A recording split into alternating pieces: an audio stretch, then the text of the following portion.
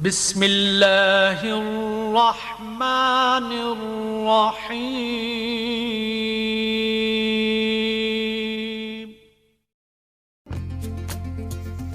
ये देखें कितनी ज़बरदस्त हमारी शीर ख़ुरमे की रेसिपी बनके तैयार हुई है। यही रेसिपी आज मैं आपके साथ शेयर करने वाली हूँ। उम्मीद है कि आपको मेरी ये रेसिपी ज़रूर पसंद आएगी। एक दफ़ा ट्राई तो करें, आपको ज़रूर पसंद आएगी। चलें शुरू करते हैं अपनी रेसिपी। अस्सलाम वालेकुम, कैसे हैं आप सब? उम्मीद है आप सब खैरियत से होंगे। सबसे पहले सेवइयों के हम छोटे छोटे टुकड़े कर लेंगे। ये देखें, जैसे कि सेवइयों का वज़न मैंने लिया है 300 ग्राम।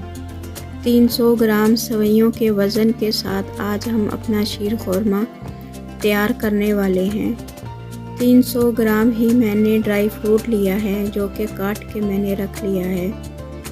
1.5 कप चीनी का शामिल करेंगे, जो कि मैंने मेजरमेंट कप के साथ इसका वज़न किया है।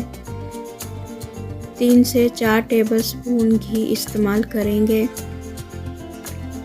रेनबो क्रीम भी हम शामिल करने वाले हैं। रेनबो स्वीट मिल्क भी हम शामिल करेंगे। पकाने के लिए जो दूध इस्तेमाल होगा वो 4 लीटर दूध इस्तेमाल करेंगे। इस रेसिपी में 4 लीटर दूध ही जाएगा। 10 से 12 इलायची के दाने निकाल के शामिल करेंगे। सबसे पहले आप चूल्हे पे अपना पैन रखें। इसमें 2 से 3 टेबलस्पून घी शामिल कर दें और कटा हुआ ड्राई फ्रूट इसमें डाल के फ्राई करें। आंच को हल्का रखें। हल्की आंच पे अपने ड्राई फ्रूट को रोस्ट कर लें। फ्रूट जो कि हमने इस्तेमाल किया है वो है नारियल, बादाम, काजू, किशमिश और छुहारे। छुहारे इस रेसिपी की जान है।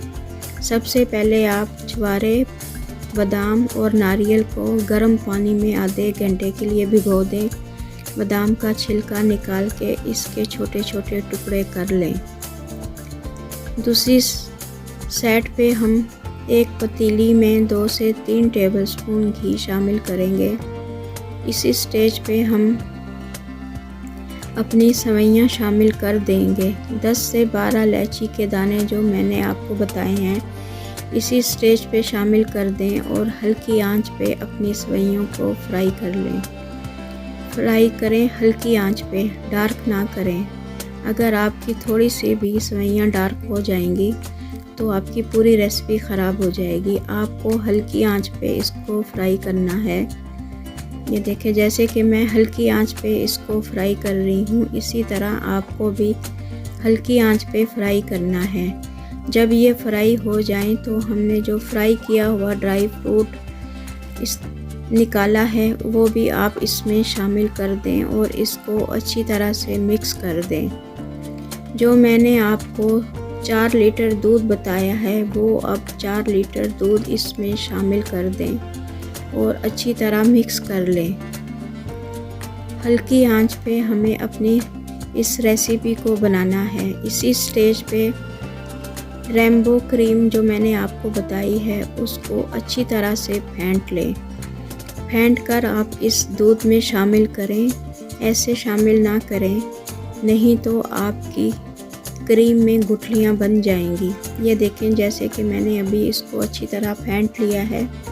इसी स्टेज पे हम अपनी क्रीम शामिल कर देंगे और इसको 10 से 12 मिनट तक हमें अपनी इस रेसिपी को बनाना है।